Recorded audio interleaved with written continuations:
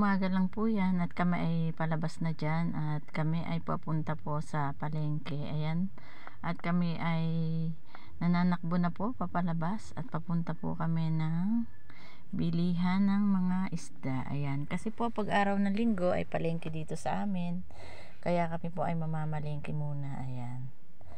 Medyo malayo-layo pa rin po ang aming tatakbuhin ng papuntang palengke. Ayan, at nagpapasalamat naman po ako. Talagang maganda-ganda ang daan ngayon at wala pong masyadong traffic ang papunta po ng palengke. Ayan, at maluwag po ang daan.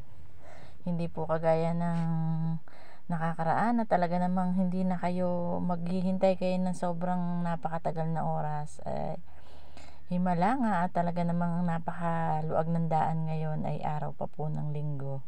Kaya ayan, at ako ay natutuwa naman po at mas mabilis kaming makakarating sa aming pupuntahan po. Ayan, at panoorin niyo po ang aking mga dadaanan at ang aming mga pupuntahan at kung ano po ang aming bibilhin. Ayan.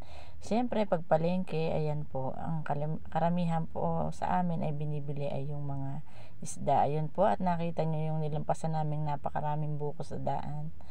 Ayan, at kami po ay dadaan muna dyan at may bibilihin laang po saglit. Ayan, bago pumunta ng palengke, ayan, nag-iintay po ako sa loob ng sasakyan habang may binibili laang po ang aking asawa. Ayan, ang aking lalagyan ng aking isda na pinamili at kami po ay papasok na ng palengke. Ayan, makikita nyo po dyan na talagang medyo nabigat-bigat na naman ang mga sasakyan at natatraffic na naman, kaya medyo napapatigil-tigil po kami dyan. Ayan,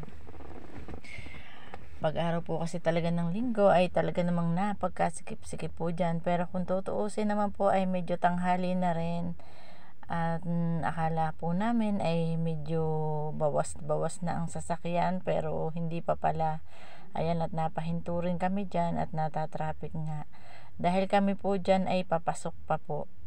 Ayan, makikita nyo kung saan ang aming papasukan na parking. Ayan, dyan po kasi sa palengke ay dalawa ang parkingan, kaya lang ay parehas na puno. Ayan po, ang unang parkingan na aming pinasukan ay talagang punong-puno at ang traffic po sa papasok ng palengke. Ayan. Ayan, makikita nyo na naghahanap kami kung kami ba ay may mapupwestuhan pa dyan dahil sa dami ng sasakyan na nakaparking dyan. Ganyan po talaga dito pag araw po talaga ng palengke. Ayan, at nakababa na po kami at naglalakad na dito po sa palengke. Ayan, grabe po. Ayan, hindi na masyadong madami ang mga tinda dahil marami na nga ang mas maaga dapat. Ayan po, mga gulay naman ang aking bibilhin dyan. Dahil ako po ay pinalabas na ng aking asawa at ako po ay bumili ng gulay dahil napakasikip po sa loob ng isdaan. At ayan po, at kami papalabas na at papunta na po kami ng sasakyan at nakabili na kami at papalabas na rin po kami ng palengke. Ayan.